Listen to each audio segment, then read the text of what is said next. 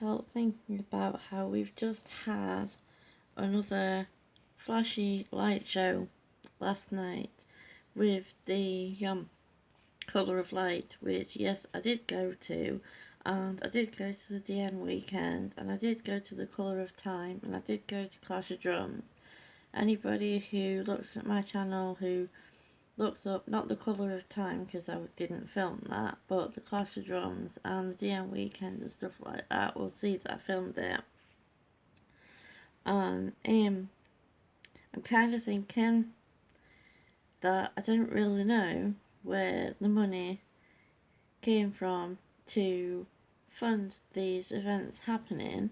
I know that it's put on by like a few different groups that in the community, and that like children are involved in it by being able to do like the colour wheels that are up in cast and stuff. But I'm part of a campaign which many people will know by now because there's a few videos up on Buzzing Vlogs from the campaign, which is by Women's Lives Matter to save Women's Aid, which is for the whole of South Yorkshire, so it will cover helping women in Doncaster, Barnsley, Sheffield and Rotherham. Now, I don't know if you're aware of this, but the council are saying that the £30,000 that Women's Aid was given after it closed down around March, April last year, in which it was extended, the amount of money was extended. However, this £30,000 money that was given is apparently a one-off grant, which I'm sorry, my personal opinion is I don't believe that it was meant to be a one-off grant. The people that I'm involved with would not tell me that it was meant to be more than just a one-off grant if it wasn't. And come December, like Christmas time and stuff, there will be probably an increase in the number of women that are killed. Currently, there are 2 women a week that are murdered by a partner or ex-partner, and there are 3 women a week who take their own lives as the only means of escape from a partner or ex-partner domestically abusing them. The £30,000 helped to open up the specialist independent service with Women's Aid, and with the kind assistance of certain places in Doncaster, they've had somewhere to have meetings, etc. However, as I said, come December, which is an incredibly difficult time for a lot of people, including homeless people and stuff, there won't be a Women's Aid anymore. I don't know how much more seriously I can make this statement. There will not be a Women's Aid after December, so come January 2018, there will be no more Women's Aid or Women's Refuges, etc. in Barnsley, Doncaster, Sheffield and Rotherham, because they will all have closed down. Nationally, I have been made aware that there are other Women's Aids and Women's Refuges, etc.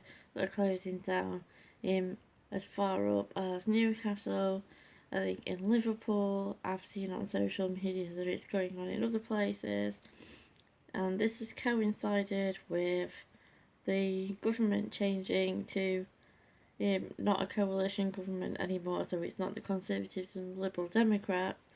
It is now formerly David Cameron, now Theresa May's Conservative Party that are solely in charge. There's been lots of cuts, and these cuts included for some reason the people that originally ran Women's Aid deciding to close it down. So that period of time there was nowhere in Doncaster for women who were victims of domestic abuse to go. So those people that had worked at that Women's Aid, who still cared and still care to this day, set up the new Women's Aid, which is run, I think, like at a building in Copland Road or possibly somewhere else. They do run things, and they were given this money, and they've now been told, which is why we've been out on the streets campaigning every Saturday and Wednesday, that that was a one-off grant, and that they've got to find funding themselves. And apparently the councillors that were there on Thursday night are disappointed that Women's Aid have not made more funding bids like other groups in Doncaster have had to make funding bids. The reason why Women's Aid and other groups in Doncaster have had to make funding bids is because the council and the councillors and those in charge of the council, who are a Labour council, not a Conservative council, are saying that there is no money.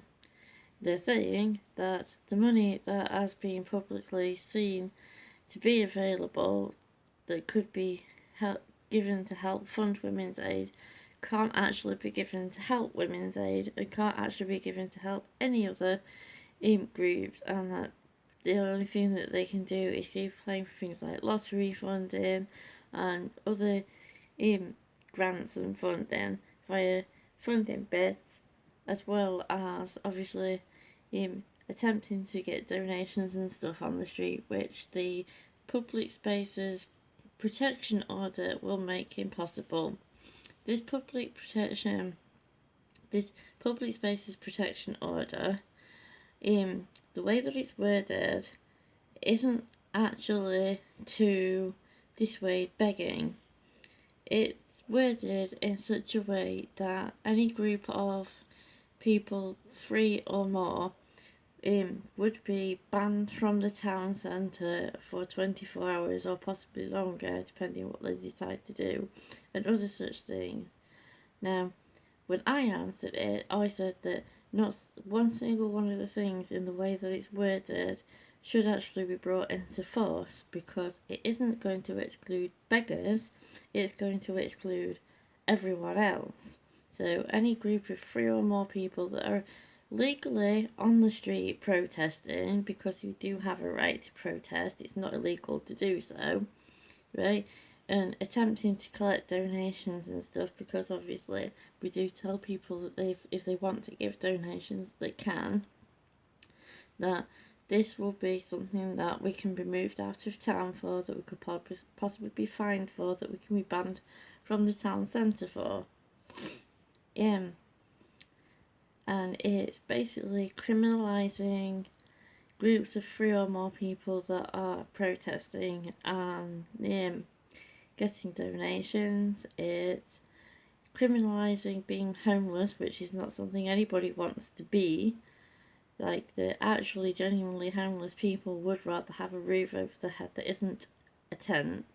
They want a proper roof over their head, which there are lots of empty buildings that could have been renovated to be homes for these people. These new fancy homes that they've been building aren't for people in my position or people that are sat on the street in the cold and the rain and the wind. It's not for us. Having to pay £58 a week for a Help to Buy scheme to buy a flat or a home or something. That's not for us, that's for like people that have the money. So if you don't work and you don't even do what the Conservatives want you to do, then essentially you're a criminal, because this Public Spaces Protection Order makes you a criminal.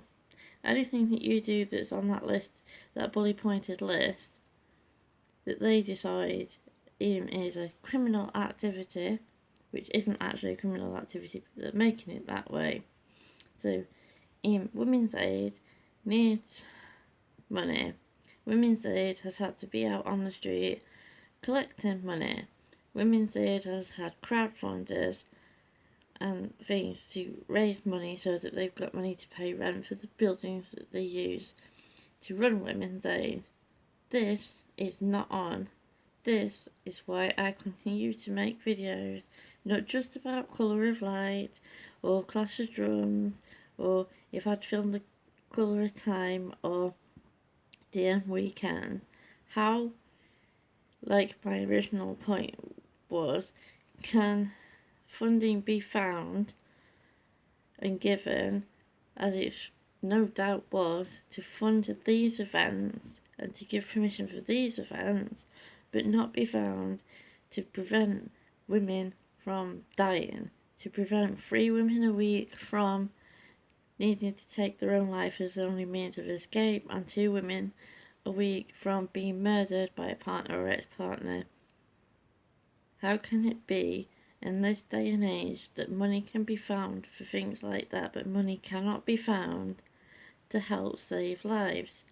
You could save the lives of countless homeless people on the street by putting the money towards helping them have a permanent roof over their heads. You could save the lives of women and help children to still have their mum alive by funding women's aid. You could fund mental health services so that beds are not being taken up and built in places in Doncaster that costs a certain amount of money a week that has to come out of the pockets of the people of this town. There are plenty of groups, peer support groups and things like that I've been to that have been trying to prevent people from going so severely ill that they end up in one of these beds that cost, like, I think it's about £7,000 a week to keep this person in this bed to help them get better. That's why this video is all about how can you fund these events but you cannot fund things that save lives and make people better. So this is what I've got to say on it. Once again, I have to talk about this as I'm sat waiting for my Colours of Light video to finish editing. And I really shouldn't have to keep talking about it. I'm disgusted that I'm having to make so many videos on this. Please, if you are an MP that especially the one that I'm a constituent of, who I have emailed, find it in your heart to realise that you need to tell the council here that they need to fund women's aid, they need to fund helping homeless people have a permanent home, they need to fund keeping people from getting so mentally ill that they end up in a hospital where it costs people that don't want to have to pay out for it to put someone in a hospital bed, because public will complain about seeing homeless people on the street and having to pay out for a person to be in a hospital bed because of their mental health, or having to the money that has to be paid for funerals,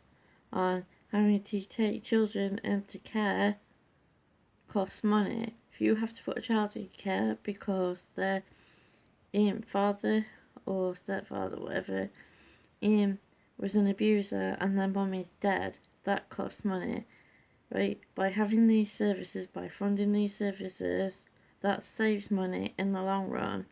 So please, Rosie and all the other MPs of the constituencies round here, I am begging you now, please tell them they need to fund these services.